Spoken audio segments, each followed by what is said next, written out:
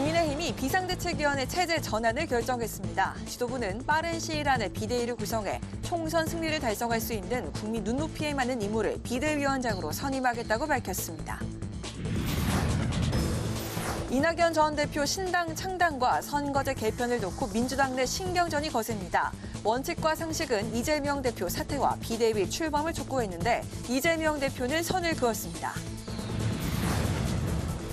다음 주부터 윤석열 정부 2기 내각 장관 후보자들에 대한 인사검증이 본격화됩니다. 강도영 해양수산부 장관 후보자와 김홍일 방통위원장 후보자의 적격성 여부를 놓고 여야 공방이 뜨거울 것으로 보입니다. 대기자의 시선으로 분석해보는 정가 동향, 보교 정책 클럽, 기자, 대기자. 김기현 전 대표의 사퇴 이후 비상대책의 체제로 전환하겠다고 밝힌 국민의힘의 상황을 자세히 살펴보고 민주당 혁신계가 요구한 이재명 대표의 사퇴와 통합형 비상대책위원회 제안을 지도부가 받아들일지 정치권 소식을 자세히 짚어보겠습니다.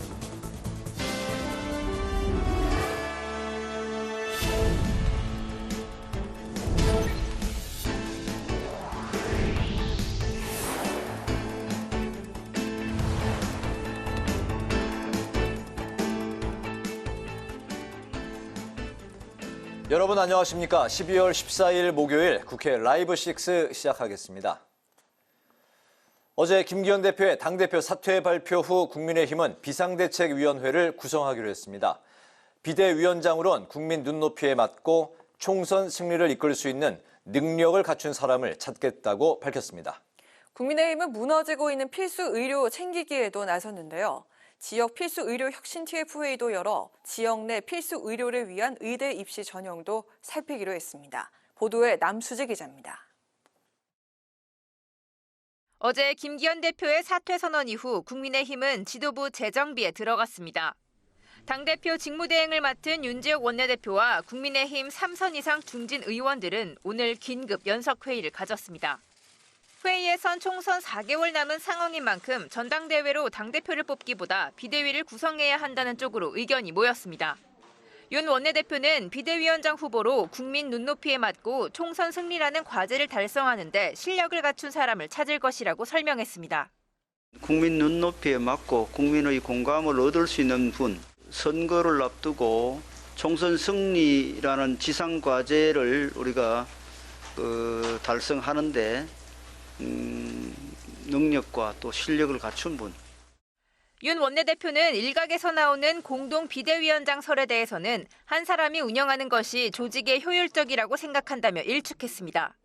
12월 중순 출범 예정이었던 공천관리위원회는 비대위 체제로 전환되면서 당헌 당규로 정해진 1월 10일 이내로 구성이 연기될 것으로 보입니다. 윤 원내대표는 김기현 전 대표의 사퇴, 장제원 의원의 총선 불출마 선언의 결단으로 다시 한번 총선 승리에 결연한 마음을 얻었다고 강조했습니다. 또 선당 후사의 정신으로 개인 생존보다 당 승리를 우선시할 때 모두 함께 살 수 있다며 의원들의 협력을 당부했습니다. 지명직 최고위원들의 경우 김 전 대표의 사퇴로 일괄 사퇴 의사를 밝혔지만 당무 공백이 우려되는 만큼 윤 원내대표가 수리를 유예한 것으로 알려졌습니다. 한편 국민의힘은 의대 정원 확대로 지역 필수 의료 분야에서 실질적 효과를 볼 수 있는 제도화 방안을 논의했습니다. 유이동 정책위의장은 의대 정원 확대를 위해 지역 의대에서 지역 인재 전형을 과감하게 확대하는 방향도 검토하겠다고 밝혔습니다. 이어서 여당은 필수 의료가 공정하게 보상받을 수 있도록 건강보험 수가를 조정해야 한다고 강조했습니다. 공급이 부족한 의료 분야 혹은 수요가 감소하는 분야에 대해서는 지불 체계를 조정해 지역 의료가 붕괴되지 않도록 해야 한다고 설명했습니다. 국회 방송 남수지입니다. 더불어민주당은 비공개 의원총회에서 이낙연 전 대표 신당 창당과 선거제 개편을 놓고 거센 신경전을 벌였습니다. 두 번째 총선 인재는 4차 산업 전문가인 이재성 고문을 영입했습니다. 김동희 기자입니다. 이낙연 전 대표가 내년에 창당하겠다고 공식적으로 밝힌 가운데 더불어민주당 비공개 의원총회에선 날선 발언들이 오갔습니다. 김민석 의원은 사쿠라, 즉 변절자인 이낙연 신당을 초전 박살내야 한다며 당을 나갈 사람은 나가라고 발언 수위를 높였습니다. 앞서 불출마를 선언한 오영환 의원은 당내 목소리를 수렴하는 과정 없이 배척하고 폭력적 언행으로 침묵을 강요하는 건 강성 지지층과 다를 바 없다며 말로만 하는 단합과 통합은 민주당답지 못하다고 강하게 비판했습니다. 원칙과 상식은 당의 혁신을 위해 이재명 대표를 포함한 당 지도부가 일괄 사퇴하고 비명도 친명도 아닌 인사로 통합 비상대책위원회를 꾸려야 한다며 이달 말까지 결단을 내리라고 호소했습니다. 민족 통합을 위해서는 통합비대위로 가야 합니다. 한 목소리의 현 지도부로서는 진정한 통합을 이뤄내기 어렵습니다. 이재명 대표는 윤석열 정권 심판론과 당의 단합을 강조하며 대표직 사퇴에 선을 그었습니다. 변화하되 또 우리가 최대한 단합과 당결을 유지할 수 있도록 하는 게 중요하지 않겠나 그렇게 생각합니다. 이 대표는 오는 20일과 28일 김부겸, 정세균 전 총리를 각각 만날 예정입니다. 선거제 개편 논의에선 병립형 비례대표제 회기를 반대하는 의견이 더 많았던 걸로 전해졌는데 앞서 병립형 회기는 안 된다며 험지 출마를 선언한 이탄희 의원이 총선 불출마 의사를 밝히자 이 의원의 불출마 번복을 당이 권유해야 한다는 의견도 나왔습니다. 한편 민주당은 두 번째 총선 인재로 NC소프트 임원 출신의 자율주행 스타트업 이재성 고문을 영입했습니다. 이 고문은 기업 성공 사례를 전국적으로 확산해 자율주행과 인공지능 등 미래 먹거리 연구 개발과 인재 양성에 힘써 일자리 문제를 해결하겠다고 포부를 밝혔습니다. 이재명 대표는 이 고문이 혁신 경제의 리더라며 위기 속에서 기회를 만들고 끊임없는 도전으로 성취를 이루은 만큼 당과 함께 미래 혁신 경제를 개척해 나가자고 격려했습니다. 국회 방송 김동희입니다. 네, 앞서 보도한 것처럼 민주당은 병립형 회기냐 연동형 유진화를 두고 고심하고 있습니다. 내년 4월 10일 총선 선거제도 개편과 관련해 각 당이 어떤 입장인지 이소희 기자가 정리했습니다. 지난 9월 국민의힘은 권역별 병립형 비례제를 의원총회에서 추인하며 당론을 확정했습니다. 병립형 비례대표제로 가는 데 대해서는 우리 당 안에서는 특별한 이견이 없습니다.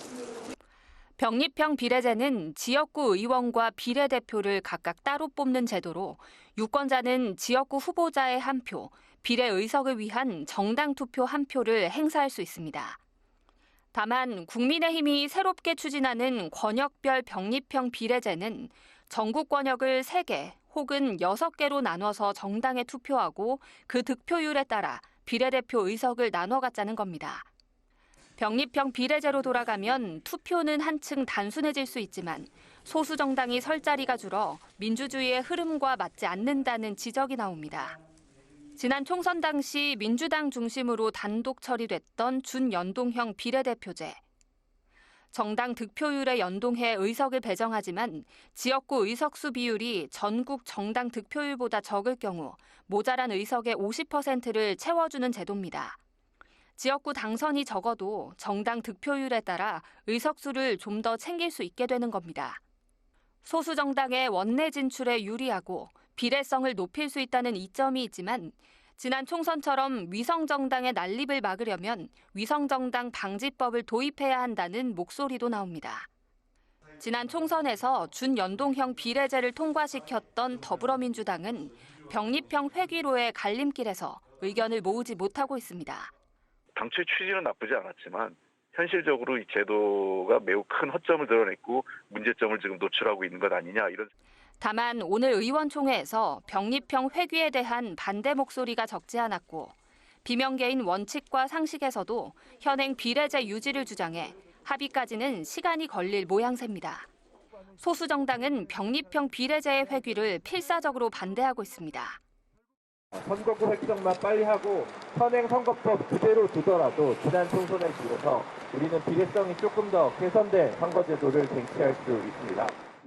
이런 가운데 국회 정개특위는 오는 18일 위성정당 방지법을 처음으로 논의할 예정입니다. 국회 방송 이소희입니다.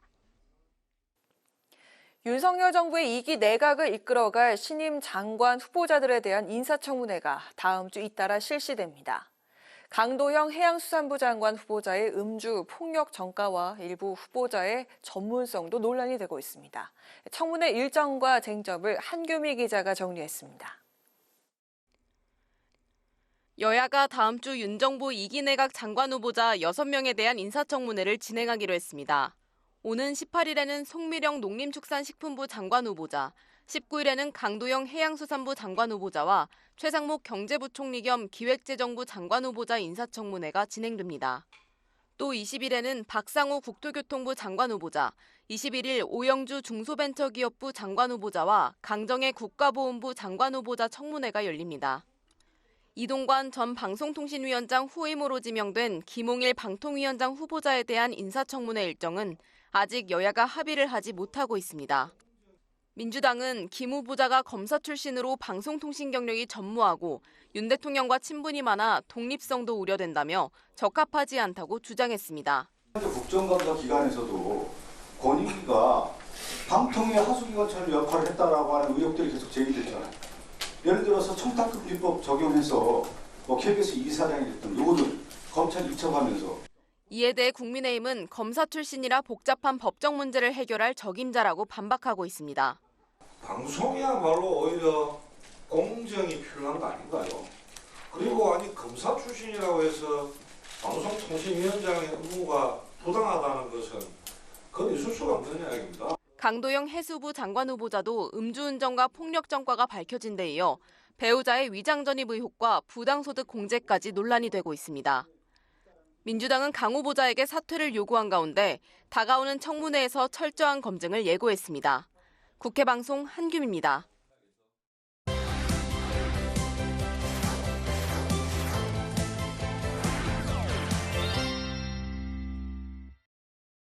네, 이슈픽에서 여야 정치권 이슈를 좀 더 자세하게 짚어보겠습니다. 김지수 아나운서 나와 있습니다. 안녕하세요. 네, 안녕하세요. 네, 김기현 대표가 어제 전격 사퇴한 가운데 민주당도 비명계 중심으로 지도부의 그 쇄신을 압박하고 있는 상황인데 오늘 오전에 비명계 의원 모임인 원칙과 상식이 기자회견을 열었죠. 네, 그렇습니다. 민주당의 비주류 모임인 원칙과 상식이 이재명 대표에게 기득권을 내려놓기를 호소를 한 건데요.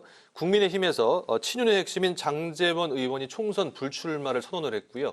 또 그 김기현 대표도 대표직을 내려놓자 민주당에서도 이 쇄신의 목소리가 나오고 있는 겁니다.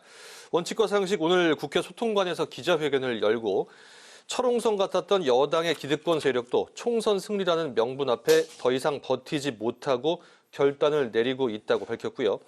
총선 승리와 윤석열 정권에 대한 압도적인 심판을 위해 한 발만 물러서 주길 바란다며 당대표가 선당 후사하는 통합 비대위 체제로 가야 한다고 주장을 했습니다.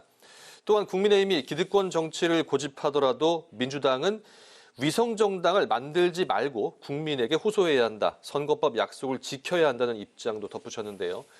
이런 당의 쇄신과 관련해서 이재명 대표는 변화하되 최대한 단합과 단결을 유지하는 것이 중요하다. 이런 입장만 내놨습니다. 네, 친명 지도부에 대한 압박이 계속되고 있는 그런 모양새인데요. 어제 그 두 의원을 포함해서 현재까지 총선 불출마를 선언한 의원이 민주당에서 총 6명이 맞습니까? 네, 맞습니다. 어제 말씀하신 대로 2명의 초선 의원이 불출마를 선언했는데요. 홍성국 의원. 지금의 후진적인 정치 구조의 한계로 성과를 내지 못했다. 객관적인 주장마저도 이 당리 당략을 이유로 폄하받기도 했다. 이런 입장을 내놨고요. 이탄희 의원은 출마 기회를 다 내려놓고 백의종군하겠다며 선거법을 지켜달라. 현행 준연동형 비례대표제를 유지해달라며 불출마를 선언했습니다. 이 밖에도 6선의 박병석 의원과 4선의 우상호 의원 그리고 초선의 오영환 의원 그리고 비례대표 강민정 의원까지 총 6명이 현역 의원 6명이 불출마를 선언했습니다. 네, 이런 가운데 그 민주당이 선거제 개편 방안을 논의를 했습니다.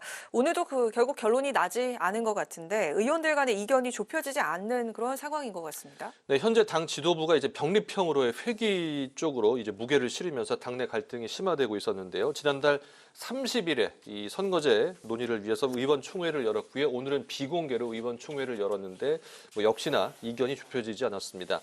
이모경 원내 대변인이 의총 후 기자들에게 개개인 의원의 여러 가지 다양한 의견들이 나왔다고 전했고요.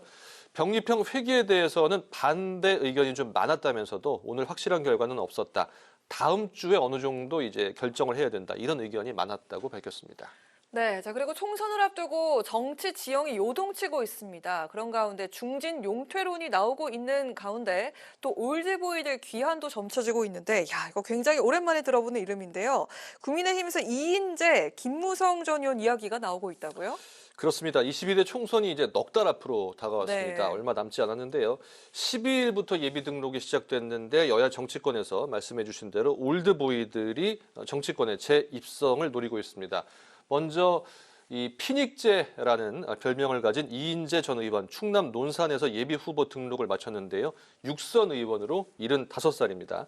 이 전 의원은 맥아더 장군이 한국전쟁 당시 71살이었고 지금의 미국 대통령도 본인보다 6살이 많다며 유권자들이 나이 든 사람의 경험이나 경륜을 선택할 수 있다고 밝혔고요. 네. 김무성 전 대표도 현역 시절 지역구였던 부산 중영도구에서 당원과 지지자들에게 내년 총선에 출마할 계획이다 이렇게 전한 것으로 알려지고 있습니다. 이 밖에도 최경환 전 경제부총리나 심재철 전 국회 부의장도 내년 총선 출마를 고심 중인 것으로 알려졌습니다. 유권자들이 정말 다양한 선택을 할 수 있는 그 선택지가 마련이 될 것 같습니다. 네. 자, 야권에선 박지원 전 국정원장이 예비 후보 등록을 또 마쳤습니다. 여러 전직 의원들 역시도 출마를 검토 중이라고 들었습니다. 그렇습니다. 만 81살의 이 4선이죠. 박지원 전 국정원장이 예비 후보 등록을 마쳤는데요. 이 박 전 원장은 이 전남 목포에서 18대부터 20대까지 이제 내리 3선을 했는데요.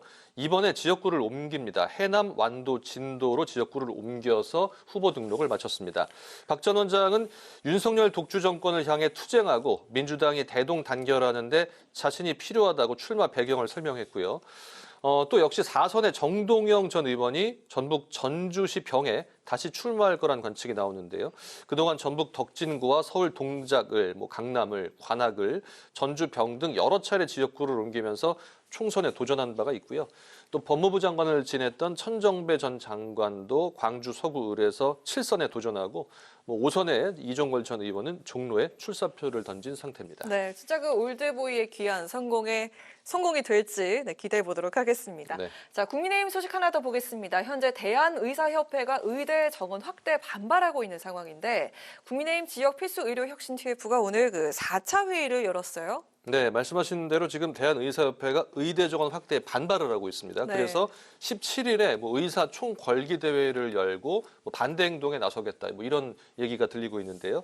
오늘 국민의힘 TF회의에서는 지역 의대의 지역 인재 전형을 확대해야 된다 이런 방안이 나왔습니다. TF위원장을 맡은 유이동 의원 회의 전 기자들에게 지역 의대와 관련해서 지역 인재 전형을 과감하게 확대하는 방향을 심도 있게 검토하겠다고 밝혔는데요. 향후 의대 증원이 지역 필수 의료 분야에서 실질적 효과를 얻을 수 있도록 심혈을 기울이겠다고 덧붙였습니다. 또한 붕괴 직전에 있는 지역 필수 의료를 살리기 위해서는 일선 의료 현장에서 지적하는 3대 기피 요인을 신속하고도 과감하게 해소해야 할 것이라고 강조했는데요. 이 3대 기피 요인은 경무와 필수 의료 분야의 저수가 그리고 처벌 부담감, 과도한 형사처벌이겠죠. 이런 것을 말하는데 국민의힘 TF는 추후에 5차 회의 일정을 끝으로 종합대책안을 정부에 보고할 방침입니다. 네, 분석한 자료가 하나 나왔는데 지역에서 의대를 졸업한 젊은 의사들이 수도권으로 이탈을 하는 건 지역의 그 인턴 자리가 부족하다라는 그런 주장이 나왔습니다. 맞습니다. 국회 복지위 소속의 신현영 의원이 복지부를 통해서 제출받은 자료를 한번 살펴볼 텐데요. 졸업생 수 대비 인턴 정원 비율이 낮을수록 타 권역으로 이탈하는 경향이 나왔는데요. 어찌 보면 당연한 얘기인데요. 예를 들어서 수도권 의대 졸업생이 대략 13,000명 정도인데 수도권의 인턴 정원은 2만 명이 넘습니다. 자리가 많이 남죠. 네. 그런데 하지만 다른 지역의 졸업생 대비 인턴 정원을 보면요. 제가 방금 말씀드린 수도권은 156.3%인데 지금 영남권이 77%고요. 호남권이 51.8%, 충청권이 51.7%, 그리고 심지어 강원권은 25.9%였습니다. 자연스럽게 수도권으로 갈 수밖에 없겠네요. 그렇죠. 그러니까 100명이 졸업을 했는데 지금 강원권에서는 인턴 자리가 25명 자리밖에 26명. 예, 그렇게밖에 없는 것이죠. 그래서 자리가 남는 수도권으로 이제 옮길 수밖에 없는데요. 이렇다 보니 지역 인턴 자리가 너무 없고 자리가 남는 수도권으로 쏠리게 되는 현상이 심화가 되고 결국 지역 의료가 위기에 처할 수밖에 없는 구조다. 이런 문제점들이 제기되고 있는 상황입니다. 네, 오늘 이슈픽은 여기까지 듣겠습니다. 김지수 아나운서 고맙습니다. 네, 고맙습니다.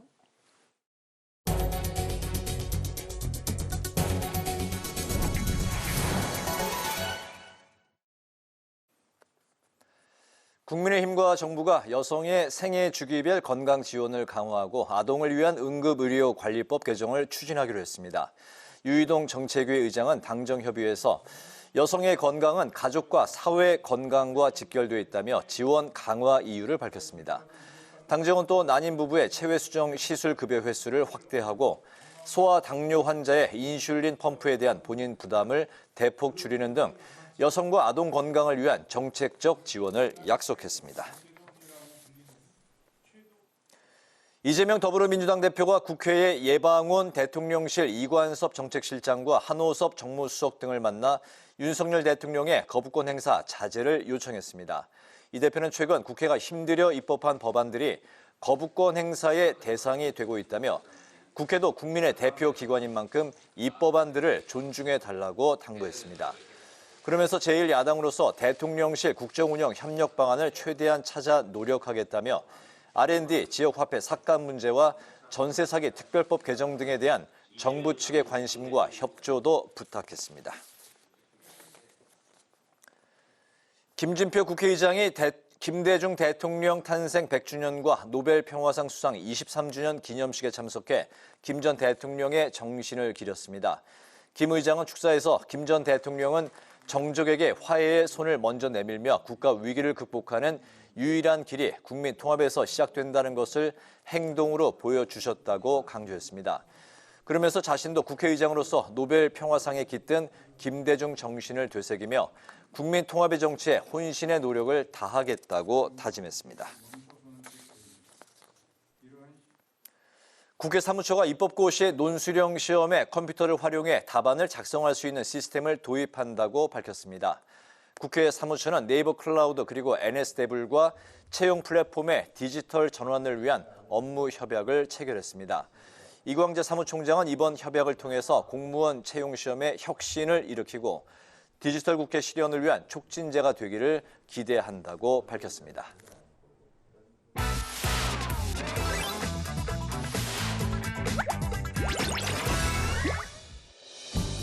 12월 14일 강아랑이 전해주는 정치권의 뜨거운 말말말, 강아랑의 정치랑입니다. 첫 번째 주제는 비대위 삼봉장입니다.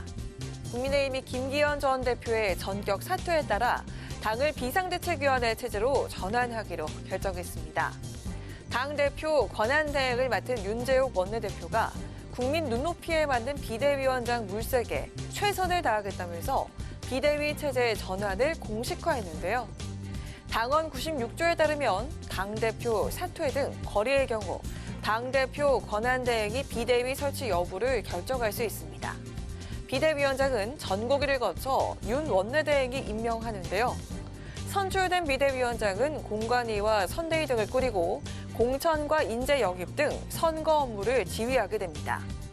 비대위원장 후보군으로는 김한길 국민통합위원회 위원장을 비롯해서 실세 장관인 원희룡 국토부 장관과 한동훈 법무부 장관, 그리고 인유한 전 혁신위원장, 나경원 전 의원, 안대희 전 대법관 등이 오르내리고 있습니다.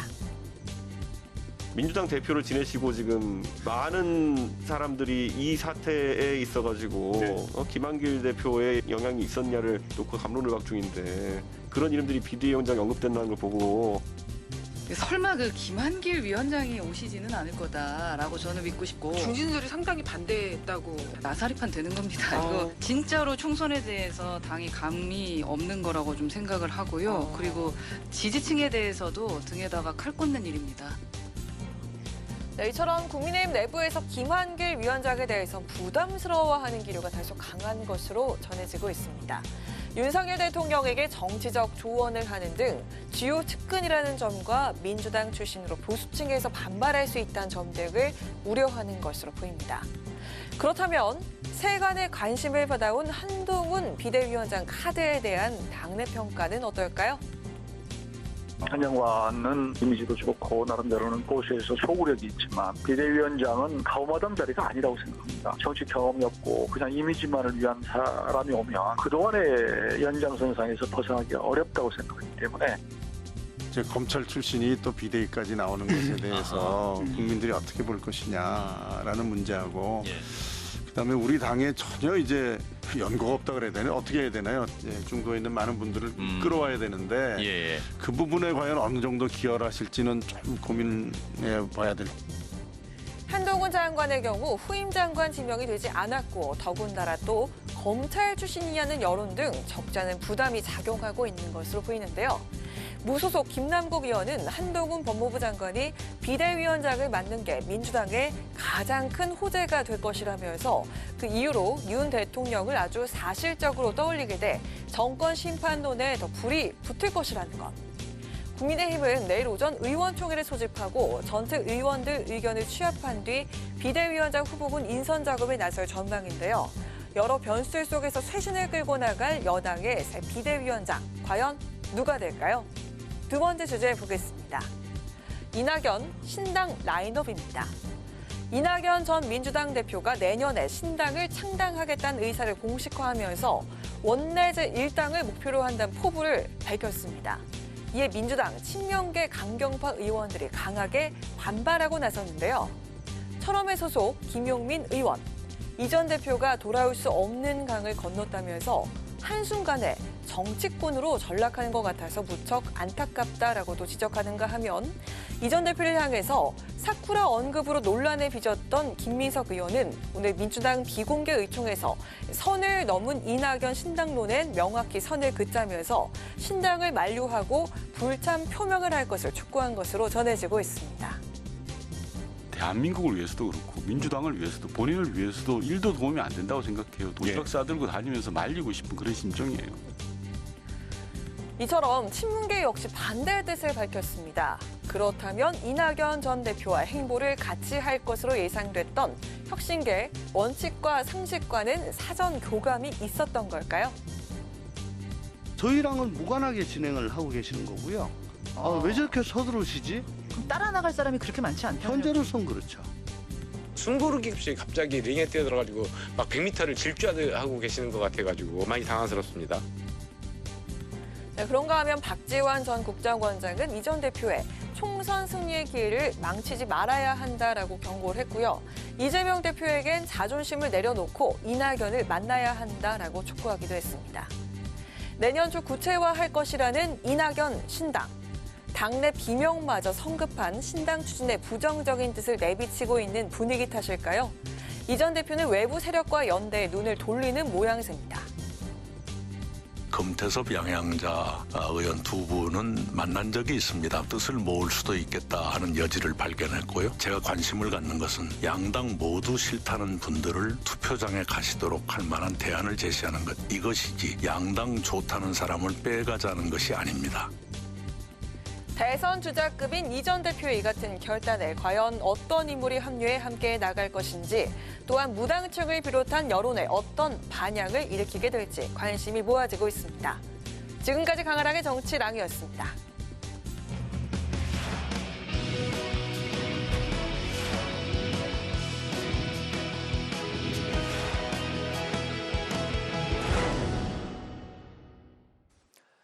네, 정치권 동향을 대기자의 시선으로 짚어보는 목요 정치클럽 기자 대기자 시간입니다. 오늘도 최병묵 전 TV조선 해설위원, 성환영 한겨레 신문 선임 기자 두 분과 함께하겠습니다. 어서 오십시오. 반갑습니다. 안녕하세요. 네. 오늘은 최 위원님께서 발제해 오셨죠. 네, 김기현 국민의힘 대표 사퇴 이 문제하고요. 그다음에 민주당의 비명계가 이재명 대표에 대한 그 사퇴까지 요구했거든요. 이 두 가지 문제를 섞어서 얘기를 하겠습니다. 네. 어제 김기현 국민의힘 대표가 전격적으로 대표직에서 사퇴했습니다. 이제 그 대표직을 맡은 지 9개월 만에 이제 물러나게 됐는데요. 이번 결정이 당에 어떤 여파와 어떤 변화를 가져올지 먼저 좀 짚어볼까 합니다. 추가적으로 또 그 불출마 선언 같은 당내 그 인적 쇄신과 관련한 이야기들이 뭐 얼마나 좀 나오게 될지 이 중심으로 좀 논의를 좀 이어가 보도록 하겠습니다. 성희 의원님부터 들어볼까요? 예, 어떻게 사퇴하게 됐는지부터 약간만 되짚어볼 필요가 있습니다. 네. 이게 이제 앞으로 전망하는 데도 도움이 될 겁니다. 네. 대통령실 용산의 뜻은 대표를 그냥 유지하고 김기현 대표 체제로 총선을 치르고 대신 내년 그 울산 지역구 의원이니까 불출마를 좀 해달라. 뭐 이런 요청이 갔던 모양이에요. 그런데 좀 김기현 대표 생각은 좀 달랐던 것 같습니다. 그래서 아니, 나는 그 불출마 선언할 생각은 없다. 이제 이렇게 하다가 장제원 의원이 이제 먼저 불출마 선언을 하고 이제 장제원 김장연대라고 그런 말이 있지 않나요? 그런 말이 있었죠. 네, 김기현, 장제원, 뭐 김장연대 그렇게 해서 이제 김기현 대표 체제가 들어섰는데 이제 파트너죠. 그 장제원 의원이 먼저 불출마 선언을 하면서 이제 반대로 좀 압박을 하는 그런 모양새가 됐고요. 그런데도 김기현 대표가 조금 무슨 사정이 있었는지 아무튼 뭐 불출마는 안 하겠다 이렇게 하면서 당내 여론이 좀 급속히 악화됐고요. 그 바람에 아예 할 수 없다 그러면 대표를 물러나게 하고 비대위 체제로 가는 게 낫겠다 이렇게. 대통령실하고 이제 국민의힘 지도부의 의견이 모아졌다고 합니다. 이제 그렇게 해서 사퇴를 한 거기 때문에 지금 이제 비대위원장이 누가 되느냐에 따라서 이제 앞으로 국민의힘 이게 이제 어떤 체제로 총선을 치르게 될지 좀 더 두고 봐야 될 것 같습니다. 지금으로서는 좀 전망이 좀 불투명한 그런 상황인 것 같습니다. 대통령실에서는 김기현 대표에게 대표직은 유지하되 이제 불출마를 좀 권유하는 쪽의 그런 분위기였는데 본인이 좀 받아 수용을 하지 않았다고 해요. 예, 그게 이제 어제 오늘 정치부 기자들 취재를 통해서 어느 정도 확인이 되는 그런. 밖에서 바라볼 때는 그 당의 그 여당 집권 여당의 대표직이 좀 더 좀 커 보이고 이제 총선을 앞두고 총선 또 지휘하는 자리 더 커 보이는데 역시 정치인에게는 국회의원 자리가 글쎄 제가 보건대는 뭐 더 좀 확인이 필요한 사항이라고 생각을 합니다. 왜 그러냐면 용산 대통령실에서 구체적으로 어떤 걸 요구했는지에 대해서 아직 뭐 김기현 대표가 별로 얘기를 하지 않고 있어요. 그래서 확인이 필요한 사항인데 여하튼 김기현 대표 체제는 결국은 무너지게 된 거죠. 그렇게 되기 때문에 이렇게 되면 이제 비대위원장이 누가 들어서느냐에 따라서 이제 국민의힘 쇄신이 그야말로 탄력을 더 받을 것이냐 아니면 또 뭐 그냥 김기현 시즌 2로 갈 것이냐 뭐 이런 것들이 이제 결정이 되겠죠. 이제 그리고 그 인류한 혁신위원회에서 요구했던 이제 뭐 친윤이나 지도부의 불출마 또는 뭐 수도권 험지 출마 이런 부분은 저는 뭐 일단 김기현 대표와 장제원 의원이 불출마함으로써 1라운드 정도는 끝났다고 봅니다.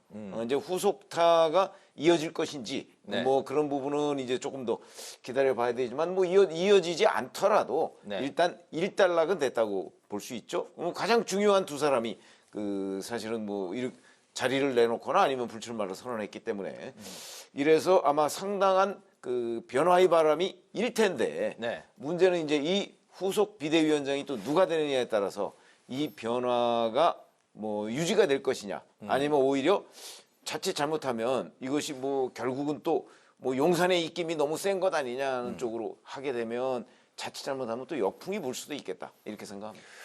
큰 문제는 아닌데요. 김기현 대표가 대표직을 사퇴하면서 불출마 선언은 안 했습니다. 그래서 그 부분은 아직 정리가 안 된 것 같고 여전히 본인은 그래서 출마로 좀 가닥을 잡은 게 아니냐 그런 이제 뭐 아니요 그렇지 않습니다. 일단 대표를 그만두고 비대위 체제로 넘어간다는 얘기는 김기현 전 대표도 이제 전자 붙여야 되겠죠. 이분도 이제 영남 중진 중에 그냥 한 사람에 불과합니다. 이분이 출마할 수 있을지 없을지 이건 윤석열 대통령하고 새로 들어서는 비대위에 달린 문제죠. 그래서 본인은 더 하고 싶겠지만 실제로 출마할 수 있을지 이건 좀 불투명한 그런 상태인 것 같습니다. 이야기가 나온 김에 조금 더 이어가면 하필이면 어제 그 이준석 전 대표와 또 이상민 전 그 민주당 대표, 민주당 의원을 만나지 않았습니까? 당일에 하필이면 대표직 사퇴 직전에 두 사람을 만난 이유에 대해서 이제 뭐 설이 분분한데. 뭐 제가 보기에는 아마 본인이 이제 이준석 전 대표의 탈당을 좀 막아보자 뭐 이런 순수한 선의로 접근한 것으로 보이는데 그런데 매우 부적절한 오판이라고 생각을 합니다. 그거 왜 그러냐면 이준석 전 대표 뭐 날짜까지 예고해놓고 지금 탈당하겠다고 그러는 사람한테 그 본인 자리가 지금 그 위험한 그 김기현 대표가 가서 얘기한다고 그게 먹혀들겠습니까? 그런 점으로 본다면 저는 정무적으로 오히려 그 본인 사퇴 직전에 이준석 전 대표를 만났다는 점 때문에 그 국민의힘 지지자들로부터 오히려 상당한 비판의 대상만 됐다. 화를 자초했다고 봅니다. 알겠습니다. 국민의힘이 이제 바로 비대위 체제로 가기로 이제 결정을 했습니다. 비대위원장으로 한동훈 법무부 장관, 또 원희룡 국토부 장관, 이뇨한 전 혁신위원장, 나경원 전 의원 등이 이제 거론이 되고 있는데 좀 그 두 분이 보시기에는 어떤 위원장 인선이 국민의힘의 총선을 앞둔 상황에서 좀 그래도 가장 적합하고 좀 도움이 될지 뭐 쉽지 않은 뭐 그 말씀이실 것 같긴 합니다만, 그리고 비대위 구성이 좀 앞으로 국민의힘에게는 어떻게 꾸려지게 될지 좀 들어볼까요? 먼저 말씀하시겠습니까? 예, 그러시죠. 뭐 이게 그 지금 어쨌든 의원들 여론이 좀 갈려요. 네. 아직 뭐 용산 기류는 확인이 안 되고요. 김한길 국민통합위원장은 아니 이분은 민주당 대표를 했던 사람인데 국민의힘을 잘 알지도 못하면서 어떻게 비대위원장을 하냐, 이렇게 대구 경북 쪽 의원들이 아주 반대가 심하다고 하고요. 네. 또 윤석열 대통령이 일종의 그 낙하산처럼 보내는 것 아니냐, 이제 이런 오해를 받을 수 있다 해서 이제 반론이 많고요. 또 원희룡 장관은 윤석열 대통령 밑에서 이제 장관을 해서 대통령 부하 이런 이미지가 좀 있다 그러고 뭐 별로 좀 참신하지도 않다, 이런 반론이 있다고 합니다. 네. 또 한동훈 장관은 아니 대통령이 검사 출신인데 비대위원장까지 또 윤석열 사단의 검사 출신이 하는 게 옳으냐, 이건 안 된다, 이제 반대가 많고요. 네. 나경원 전 의원은 윤석열 대통령의 신뢰가 좀 없는 것 같다고 해요. 그래서 좀 곤란하다, 이런 얘기고요. 이뇨한 전 혁신위원장은 지난번에 혁신위원회 할 때 봤듯이 좀 위험하다, 무슨 사고를 칠지 알 수가 없다, 이제 이런 불안감이 있다고 하고요. 김병준 전 비대위원장은 개인적인 사정이 좀 있어서 네. 좀 고사를 하고 있다고 합니다. 그래서 그래도 이제 이 중에서 한 분 정도가 되지 않을까, 이렇게 관측들을 하는데 뚜껑은 열어봐야 알 수 있을 것 같습니다. 네. 뭐 말씀은 좀 예상은 그건 지금 알 수가 없는. 네. 알겠습니다. 아니 저희가 얘기할 수 있는 거는 사실 기준 같은 걸 얘기할 수 있는 거죠. 네. 왜냐하면 국민의힘이 어차피 지금 상황이 대표 사퇴 이후에 뭐 지금 급격한 변화를 겪고 있는데, 네. 자 그러면 김기현 대표가 왜 사퇴했습니까? 우선 이거부터 알아야 되는 거잖아요. 그 원인 진단을 하고 난 뒤에 그 시스템과 좀 다른 시스템을 만들자고 지금 비대위를 꾸리는 거 아닌가요? 네. 그런데 여전히 그 용산과 그 국민의힘이 수직적 관계에 놓일 만한 비대위원장을 뽑는다면 네. 저는 아무런 의미도 없고 감동도 없다고 생각합니다. 그러면 그 하마평 인물 중에는 어떤 사람이 그래도 수직적 관계에서 벗어난 인물입니까? 그러니까 지금 그 쭉 말씀을 하셨잖아요. 네. 한 사람씩 XP 치다 보면 네. 김한길 국민통합위원장, 그다음에 뭐 김병준 네. 위원장, 뭐 거기는 이제 뭐 본인 사정이 있다고 하니까. 한동훈 법무부 장관. 그다음에 한동훈 법무부 장관. 네. 거기는 뭐 완전히 수익적 관계하고 똑같은 거죠. 지금 김기현 대표하고 무슨 차이가 있겠어요. 그러나 이제 원희룡 장관 같은 경우는 물론 뭐 장관을 했지만 네. 이제 이 윤석열 사단이라고는 좀 하기 어려운 상황 아닙니까? 네. 아니면 뭐 나경원 전 의원 같은 경우는 뭐 지난번에 그 윤석열 대통령이 저출산 고령화 그 부위원장에서도 해촉을 했을 정도로 뭐 윤석열 대통령과의 관계가 그렇게 수익적 관계는 아니다, 이렇게 평가를 받을 수 있기 때문에 네. 아니면 이제 그렇지 않은 또 다른 사람, 이런 사람이 돼야 되는 거지. 만약에 어나더 김기현 뭐 이런 정도의 사람이면 아마 아무런 감동이 없을 것이다, 이렇게 생각합니다. 이번 주나 늦어도 다음 주까지는 아마 비대위원장이 그러면, 예. 선임이 되겠죠. 예, 이게 네. 이제 약간 뒷얘기가 조금 있는데요. 김기현 대표가 그냥 유임하는 걸 전제로 공천관리위원장을 누가 할 것인가를 대통령실하고 김기현 대표가 조금 의논을 한 그런 흔적이 있습니다. 네. 그래서 예를 들어서 이것도 이제 정확히 확인은 안 되는데요. 판사 출신인데 국민의힘 그 중앙윤리위원회 위원장 하는 황정근 변호사가 있습니다. 네. 또 이제 검찰총장을 지낸 이명재 변호사, 이런 분들, 법조인들, 외부 인사가 공천관리위원장을 맡아서 엄격하게 공천관리를 해야 하는 것 아니냐, 이런 의논을 좀 한 적이 있습니다만, 이건 김기현 대표 사퇴 이제 전에 나눴던 얘기고요. 이제 비대위원장이 새로 임명이 되면 그 비대위원장하고 네. 대통령실하고 좀 협의를 처음부터 다시 시작을 해야 되겠죠. 민주당 상황으로 이제 바로 넘어가 보겠습니다. 민주당도 이제 대표직을 놓고 이제 설왕설래 시끄럽기는 이제 마찬가지인데요. 오늘 그 민주당 혁신계 모임인 원칙과 상식은 이재명 대표가 이제 사퇴한 뒤에 통합형의 비상대책위원회를 구성해야 한다고 이제 요구를 했습니다. 이재명 대표는 이에 대해서 변화는 하되 최대한 단합 단계를 유지하는 대우가 중요하다 이렇게 이제 입장을 밝혔습니다. 당내 쇄신 요구에 대한 이재명 대표 결국에 이제 좀 어떤 선택을 하게 될지 좀 들어보겠습니다. 아마 원칙과 상식이 얘기하는 것을 받아들일 수는 없을 거예요. 통합비대위라고 하는 거는 대표직을 사퇴하는 걸 전제로 하거든요. 이재명 대표는 제가 보기에는 대표직을 사퇴할 것 같지 않습니다. 그러나 그렇다고 해서 그러면 원칙과 상식의 요구를 완전히 무시한다? 아마 그것도 쉽지 않은 선택이 될 거예요. 그런 점에서 본다면 통합비대위까지는 아니어도 아마 그 선대위 정도 이런 거는 이제 통합형으로 가져갈 가능성이 있죠. 아니면 이제 뭐 본인이 대표직을 유지하고 뭐 다른 어떤 기구를 만든다든가 뭐 이런 식으로 해서 이 원칙과 상식의 요구를 좀 이렇게 그 순화하는 아마 그런 식의 조치는 취할 가능성이 있지 않을까 이렇게 생각합니다. 어쨌든 비명계의 그 어쨌든 좀 중요한 한 축을 담당하는 역할을 부여할 것이다. 저는 그런 형태인데 대표직을 버려가면서 그렇게 하지는 않을 거라고 보는 거죠. 알겠습니다. 네, 성 의원님. 그래서 좀 봐야 될 것 같아요. 이게 이렇게 움직이는 그런 상황이 있습니다. 오늘 그 민주당 의원총회를 했죠. 선거제도 토론 때문에 열었는데 이재명 대표 참석을 안 했어요. 아니 왜 안 했냐 그랬더니 이게 김기현 대표가 물러나는 바람에 혹시 면전에서 사퇴 요구를 받을까 봐 참석 안 한 것 같다. 이런 얘기를 할 정도로 지금 이재명 대표가 약간 위축되어 있는 게 사실입니다. 어쨌든 원칙과 상식에서 요구하는 통합형 비대위라는 게 민주당의 평균적인 감각을 가진 의원들한테 물어봐도 좀 안 맞다고 해요. 지금 근데 이재명 대표가 왜 갑자기 지금 사퇴해야 되지? 이제 이렇게 반문을 합니다. 그래서 그걸 이재명 대표가 받아들일 가능성은 없고요.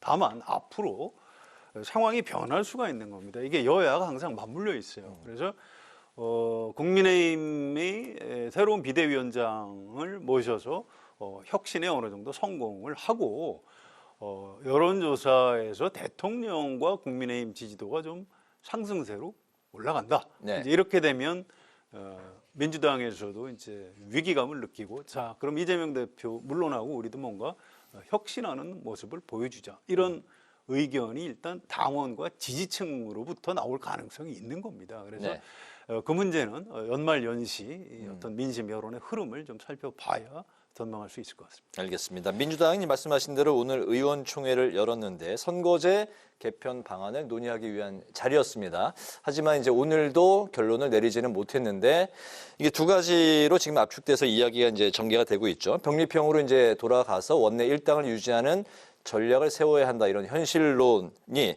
현재 당에서 이제 세를 얻고 있다는 평을 듣고 있고 하지만 그 초선 의원 한 명이 이제 불출마 선언을 했고 또 전날에 이탄희 의원은 또 선거제 개혁을 이제 촉구하면서 백의종군을 하겠다 이렇게 선언을 한 상황입니다. 준연동형 비례대표제를 주장하는 목소리도 만만치 않은 상황인데 좀 민주당 어떤 결론을 내릴 것 같은지 그 예상을 좀 한번 해볼까요? 지금 이제 오늘 의원총회에서는 사실은 준연동형 유지 뭐 이런 의견이 더 많았다고 하죠. 뭐 서명자도 뭐 76명으로 늘었다고 하더라고요. 그런 걸 보면 이제 이걸 완전히 이재명 대표가 무시하긴 어렵겠지만 얼마 전에 얘기를 했고 홍익표 원내대표도 얘기했듯이 또 현실은 무시할 수 없는 거거든요. 그런 점에서 본다면 저는 결국은 권역별 병립형으로 돌아가지 않을까. 이재명 대표가 아마 이 부분은 양보를 안 할 거다. 이렇게 생각합니다. 국민의힘이 지금 가려고 하는 방향이죠. 그 방향으로 결국은 이재명 대표도 그렇게 갈 것이다. 이렇게 생각합니다. 위성정당 문제 때문에 그런가요? 아니 위성정당 문제 때문이 아니고요. 이재명 대표가 다 그게 임명할 수 있는 자리 아닙니까? 사실상. 대표의 권한 때문에. 그 권한을 이재명 대표가 놓을 것 같지 않다는 거죠. 성 의원님 어떻게 보십니까? 아무튼 명분은 일당을 넘겨주면 안 된다. 이제 이게 현실론입니다. 그래서 이재명 대표도 그쪽에 마음이 기울어 있는 건 사실인 것 같아요. 그런데 이제 지난 대선 때 워낙 좀 세게 약속을 해놓은 게 있습니다. 2020년 총선 때 민주당이 위성정당 만든 거는 잘못했다. 내가 대통령 되는 것보다도 더 중요한 게 제3세력이 국회에 진출할 수 있도록 정치 개혁을 하는 것이다. 네. 또 그때 당 전체 의원 명의로 또 당원 명의로도 연동형 비례대표제를 도입하겠다 이렇게 약속을 한 게 네, 그랬었죠. 한 10건쯤 있을 겁니다. 예. 그래서 이걸 지금 어떤 병립형으로 돌아가려면은 사과하고 좀 누가 책임을 져야 돼요. 근데 이 문제가 이제 해결하기가 쉽지가 않을 겁니다. 그래서 이재명 대표로서는 이제 그 좀 책임지고 뭐 사과하고 이거에 별로 익숙한 정치인은 아니거든요. 그래서 이런 부분 여론 지형 같은 걸 살펴봐가면서 당 네. 안팎에 지금 여론조사 같은 걸 하고 있는데요. 그런 걸 봐가면서 좀 이렇게 나름 질서 있는 지금 그 선회 또는 네. 질서 있는 퇴각 이쪽으로 가고 있는 것 아닌가 이렇게 분석이 됩니다. 그렇다면 송 의원님이 예상하시기엔 민주당은 선거제를 어떤 식으로 좀 결론을 낼까요? 결국 병립형으로 이제 돌아가면서 네. 이제 권역별 제가 지난번에 설명을 해드린 적이 있을 겁니다. 전국을 3개 권역으로 나눠서 네. 이제 비례대표를 선출하는 어쨌든 그것도 이제 그 지역 갈등을 완화하는 방안이기 때문에 정치 개혁의 그 반보 정도 진전하는 것이다. 뭐 이렇게 설명을 하면서 네. 그 방향으로 가지 않을까. 권역별 병립형 비례대표. 그렇습니다. 네, 두 분의 또 의견이 또 일치하네요. 지난주에 두 분의 의견이 일치했던 그 부분이 오늘 마지막 이슈인데 이낙연 민주당 전 대표가 신당을 창당하지 않을 것이다. 깃발을 이제 뭐 들었을 때 같이 뭐 동조하는 세력들이 별로 없을 것이다. 좀 회의적으로 이렇게 좀 말씀을 하셨던 게 같았는데 이번 주에 또 그 많이 분위기가 또 바뀌었습니다. 이낙연 전 대표가 신당 창당에 대해서 이제 화답하는 그런 워딩을 했었고 언론에서도 신당 창당이 확정됐다 이런 보도도 나오고 있는 상황입니다. 박지원 전 국가정보원장이 이낙연 전 대표와 이재명 대표가 서로 일단 만나서 대화할 것을 이제 촉구했는데 당내의 이제 비명계는 신당과의 연대에 이제 거리를 둔 상황입니다. 그리고 이준석 대표와의 연대 가능성 뭐 이런 이야기도 나오고 있는데 이준석 전 대표는 가능성이 있는 쪽에 이제 좀 무게를 싣고 있고 이낙연 전 대표는 아직까지는 이 부분에 대해서는 언급을 하지 않은 상황입니다. 이낙연 전 대표의 신당 창당 지난주에 이어서 두 번째로 두 분의 이야기를 일주일 만에 또 들어볼까요? 네. 아니 저는 그 입장이 여전히 비슷합니다. 저는 이낙연 전 대표가 신당을 과연 만들 것인가에 대해서 확신할 수가 없고요. 본인이 말은 저렇게 하고 있지만 본인이 말하는 이유는 저는 이재명 대표에 대한 정치적 압박의 강도를 점점 높여가는 단계라고 봅니다. 그러니까 저렇게 하고 갑자기 유턴할 수가 있는 거죠. 그 유턴도 물론 제가 확신할 수는 없는 거지만 저희들의 경험으로 보면 이낙연 전 대표가 지금 신당으로 성공할 가능성 적어도 이 시점에서는 없거든요. 그렇기 때문에 이런 압박의 강도를 계속 높여가면서 그러다 보면 이제 원칙과 상식의 요구에 대해서 그 이재명 전 대표가 일부 이렇게 뭐 타협책을 제시할 가능성도 있거든요. 그게 이제 예를 들어서 내년 1월이나 이때쯤 되면 그때 그런 타협책에 묻어서 사실 신당 창당을 접을 가능성도 여전히 있다고 봐요. 그렇기 때문에 이낙연 전 대표가 지금 뭐 신당 얘기를 했다고 해서 그러면 신당이 되는구나 이렇게 생각하는 거는 저는 섣부르다. 그런 입장을 아직도 유지하고 있습니다. 신경민 전 의원이 어제 이제 출연해서 이낙연 전 대표의 그 신당에 대한 그 창당 시기는 앞으로 한 달 안에 결정이 날 것이다. 시기상으로 이제 한 달 정도의 시간이 있다라고 이제 그 말씀을 하셨는데 어쨌든 그 제1야당을 목표로 하겠다 이런 일말에 듣는 사람들한테는 좀 출사표 같이 들리기도 했는데 목표야 뭐 한 과반 의석 정도로 해도 좀 더 멋있어 보이지 않나요? 이게 신당을 내가 창당하고 싶다 해서 그게 만들어지는 것도 아니고요. 정치라는 게 어떤 명분과 실질이 같이 가야 되는 겁니다. 그런데 지금 이낙연 전 대표의 신당은 그 부분에 좀 문제가 있어요. 민주당 안에 이낙연 전 대표하고 굉장히 가까운 의원들이 꽤 많이 있습니다. 지난번 경선 때 예를 들어서 뭐 이계호 정책위 의장 이분도 이제 이낙연 전 대표하고 가깝고요. 이병훈 의원 광주시당위원장 하는 분. 또 이제 전직 의원인데 이훈 의원 이분은 이제 경선 때 아마 수행실장인가 굉장히 가까운 역할을 했던 사람입니다. 이런 사람들이 다 공개적으로 이낙연 신당은 하면 안 된다 이렇게 지금 입장을 다 내고 있어요. 그래서 네.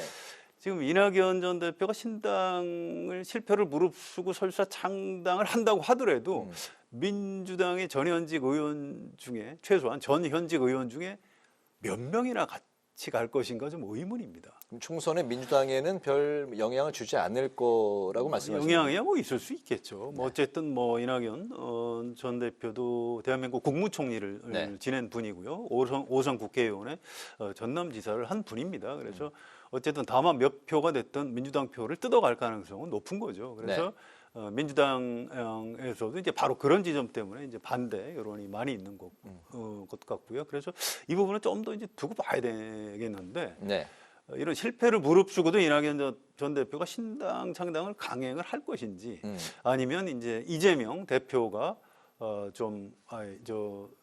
이낙연 대표님 제가 그동안 좀 소홀히 했습니다. 이제 저하고 좀 같이 하시죠. 이런 그 포용의 제스처를 취해주면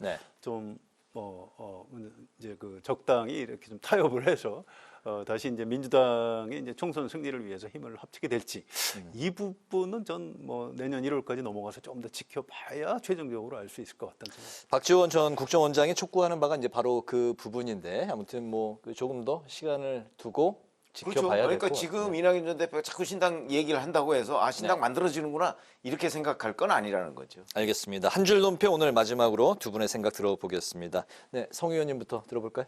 예, 좀 짧게 하겠습니다. 저는 윤석열 대통령이 뭐 여러 가지 외교안보 쪽에 열심히 일도 하고 하는데 이 당의 일에 의외로 굉장히 개입을 너무 많이 하는 것 같아요. 그래서 이게 나중에 결국 다 드러나게 될 텐데 이게 여러 가지 부작용이 있게 됩니다. 현직 대통령이 당무에 너무 깊숙이 개입하면 또 이게 이제 공천하고도 연결되는 문제거든요. 그래서 이 뒷감당을 좀 어떻게 하려고 하는 건지 좀 걱정이 됩니다. 그래서 오늘 제 한 줄 논평 대통령 당무 개입 지나치다라고 하겠습니다. 네, 최 의원님. 자, 국민의힘 비대위 얘기를 저희가 지금까지 하지 않았습니까? 그런데 비대위가 만들어지게 된 계기, 그건 역시 김기현 대표, 김장연대의 실패거든요. 그래서 이제 만약에 김기현 대표와 유사한 형태의 비대위원장이 또 등장한다고 했을 때 또 실패할 가능성이 저는 있다고 봐서 오늘 한 줄 논평은 국민의힘 비대위 김장연대 실패에서 답 찾아야로 하겠습니다. 네.